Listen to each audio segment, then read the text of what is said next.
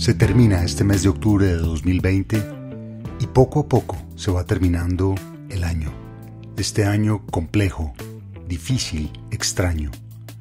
Tanto como estos cuentos de terror que hemos estado leyendo durante el mes de las brujas.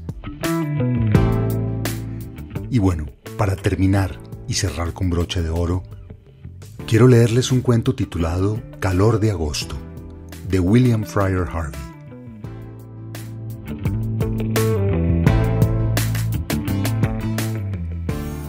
Acabo de experimentar el que considero el día más extraordinario de mi vida.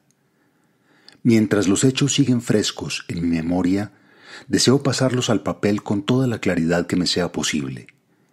En primer lugar, déjenme decirles antes que nada que mi nombre es James Clarence Withencroft.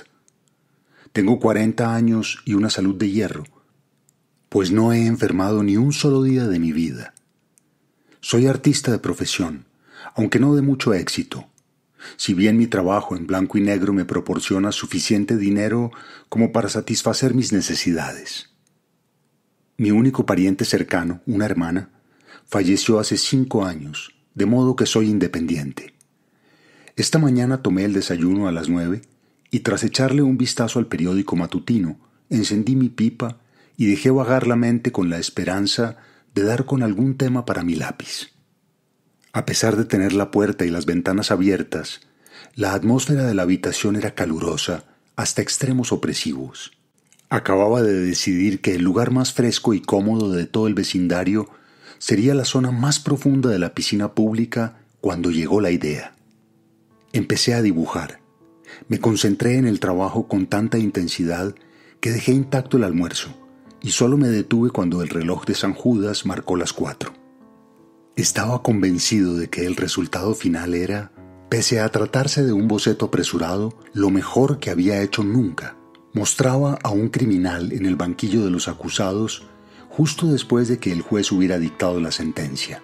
Era un hombre gordo, inmensamente gordo. La carne le colgaba de manera exagerada sobre la barbilla. Se plegaba sobre su enorme y rechoncho cuello. Iba afeitado al ras. O más bien debería decir que un par de días antes había ido afeitado al ras, y era casi completamente calvo. Se encontraba de pie en el banquillo, agarrando la barandilla con sus torpes dedos, mirando al frente. El sentimiento que sugería su expresión no era tanto de horror como de un completo y absoluto desplome. No parecía haber en aquel hombre nada lo suficientemente fuerte como para soportar aquella montaña de carne. Enrollé el dibujo y sin saber en realidad por qué, me lo guardé en el bolsillo. Después, con esa sensación poco común de felicidad, con la seguridad que confiere el haber hecho algo bien, salí de casa. Creo que salí con la idea de visitar a Trenton, pues recuerdo haber recorrido Layton Street y girar a la derecha por Gilchrist al pie de la colina, en la que un grupo de obreros trabajaba en la nueva línea del tranvía. A partir de entonces, solo tengo un vago recuerdo de a dónde fui. Tan solo era consciente del terrible calor que ascendía de la capa de asfalto de la calle casi como una ola palpable. Deseé oír el trueno que parecían prometer los grandes bancos de nubes de color cobrizo que colgaban a baja altitud sobre el cielo occidental. Debía de haber caminado unos 8 kilómetros cuando un chiquillo me sacó de mi trance al preguntarme la hora. Eran las 7:20. En cuanto el chiquillo se marchó, busqué alguna referencia que me ayudase a orientarme. Descubrí que me hallaba frente a una puerta que conducía a un patio rodeado por una franja de tierra sedienta en la que había varias flores, morados alelíes y geranios escarlata. Sobre la entrada había una madera con la inscripción Charles Atkinson, tallador, trabajos en mármol inglés e italiano. Desde el interior del patio llegaba un silbido alegre, el ruido producido por los golpes de un martillo y el frío sonido del metal al chocar con la piedra. Un impulso repentino me hizo entrar. Había un hombre sentado, de espaldas a mí, trabajando en una losa de mármol curiosamente veteada. Se giró en cuanto oyó mis pasos y yo noté cómo los pies se me quedaban clavados en el suelo. Era el mismo hombre a quien había dibujado, aquel cuyo retrato llevaba en el bolsillo. Allí estaba, sentado, enorme y elefantiásico. Sudaba a chorros por la calva, que se secó con un pañuelo rojo de seda. Pero aunque el rostro era el mismo, el gesto difería por completo. Me recibió con una sonrisa, como si fuéramos viejos amigos, y me estrechó la mano. Me disculpé por la intromisión. «Hace tanto calor y el sol brilla tanto ahí afuera», me expliqué, «que esto parece un oasis en medio del desierto». «No sé yo qué decir sobre eso del oasis», respondió, «pero desde luego que hace calor, tanto calor como en el infierno. Siéntese, caballero». Señaló hacia uno de los extremos de la losa funeraria en la que estaba trabajando y me senté. «Ha conseguido hacerse usted con una hermosa pieza de mármol», observé. Negó con la cabeza. «En cierto modo sí que lo es», respondió, «pues la superficie de esta cara está perfectamente pulida. Pero, aunque imagino que usted nunca se daría cuenta, tiene una enorme tara en la parte trasera. Nunca podría hacer un trabajo realmente bueno con este mármol. Aguantaría bien durante un verano como este, ya que no se vería afectado por el maldito calor. Pero espere a que llegue el invierno. No hay nada como una buena helada para revelar los puntos débiles de una piedra». «Entonces, ¿para qué es?», pregunté. El hombre se echó a reír. «No sé si me creerá si le digo que es para una exposición, pero así es. Los artistas hacen exposiciones, al igual que los verduleros y los carniceros. También nosotros tenemos las nuestras. Lo último en lápidas, ¿sabe?». Empezó entonces a hablar de las diferentes clases de mármol, cuál soportaba mejor el viento y la lluvia y con cuál era más fácil trabajar. De ahí pasó a su jardín y a una nueva clase de clavel que acababa de comprar. Más o menos cada 2 minutos dejaba sus herramientas, se secaba la brillante calva y maldecía el calor. Hablé poco, pues me sentía incómodo. Había algo antinatural y misterioso en mi encuentro con aquel hombre. Al principio traté de convencerme de que no era la primera vez que nos veíamos, de que su rostro, desconocido para mí, había encontrado cobijo en algún ignoto recoveco de mi memoria, pero supe que aquello no era sino un más que probable intento de autoengaño. El señor Atkinson finalizó su trabajo, escupió en el suelo y se levantó profiriendo un suspiro de alivio. «Ya está. ¿Qué le parece?», me preguntó orgulloso a todas luces.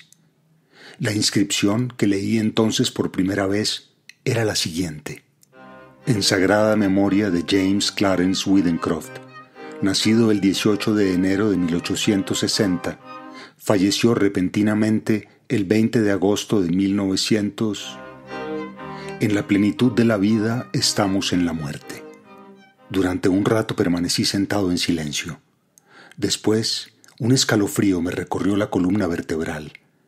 Le pregunté de dónde había sacado aquel nombre. «Oh, no lo he sacado de ningún sitio», respondió el señor Atkinson. «Necesitaba un nombre y utilicé el primero que se me ocurrió». «¿Por qué desea saberlo?». «Es una extraña casualidad, pero resulta que es el mío».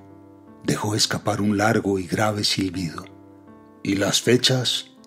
«Solo puedo responder por una de ellas, y es correcta». Pero sabía menos que yo. Le conté lo de mi trabajo de aquella mañana. Saqué el boceto de mi bolsillo y se lo mostré. A medida que lo miraba, la expresión de su rostro se fue alterando más y más hasta convertirse en la del hombre que había dibujado.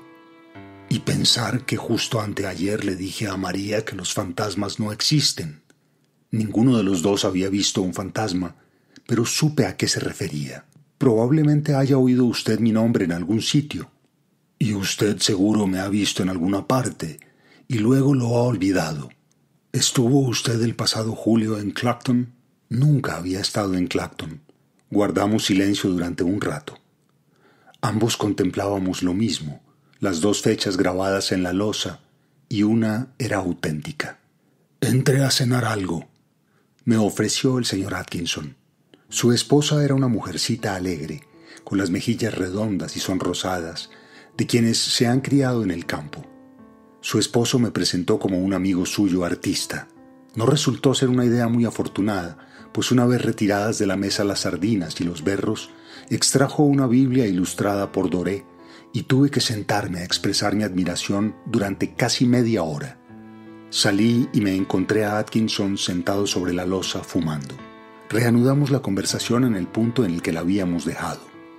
«Tendrá usted que disculparme si le hago esta pregunta», lo interpelé, «pero ¿conoce alguna razón por la que pudieran llevarlo a juicio?». Negó con la cabeza. «No estoy en bancarrota. El negocio va lo suficientemente bien.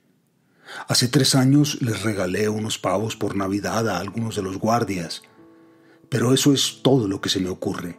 Y además eran pequeños», añadió, como ocurrencia tardía. Se levantó, tomó una regadera del porche y empezó a regar las plantas. «Con este tiempo tan caluroso hay que hacerlo al menos 2 veces al día, y aún así el calor a veces acaba con las más delicadas. Y los helechos, señor, no pueden ni aguantarlo. ¿Dónde vive usted?». Le dije mi dirección. Volver a casa me llevaría 1 hora de caminata a buen ritmo.